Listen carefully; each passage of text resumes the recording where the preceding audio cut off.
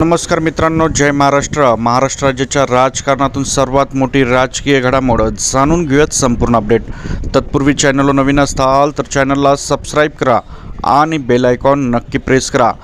जयंत पाटलांच्या राजकारणाला मोठा धक्का. सांगली साताऱ्यात भाजपची बाजी, धैर्यशील कदम मोठ्या फरकाने विजयी. जाणून घेऊयात संपूर्ण अपडेट. शिवसेना आणि भाजपमध्ये सुरू असलेल्या वाद लक्षात घेता सांगली साताऱ्यामध्ये महायुतीची मतं फुटणार अशी चर्चा होती. मात्र अखेर महायुतीचा उमेदवार या ठिकाणी निवडून आलेला आहे. राज्याचं लक्ष लागलेल्या सांगली सातारा विधान परिषदेचा निकाल जाहीर झाला असून भाजपचे धैर्यशील कदम यांनी महाविकास आघाडीच्या उमेदवाराचा पराभव केला आहे. धैर्यशील कदम यांना जवळपास 593 मतं मिळालेली आहेत. शरद पवारांच्या राष्ट्रवादीचे उमेदवार अभयसिंह जगताप यांना 301 मतांनी पराभव त्यांचा झालेला आहे.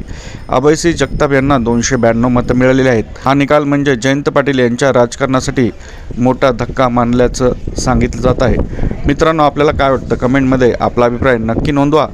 परत भेटूयात नवीन अपडेटसोबत. जय महाराष्ट्र.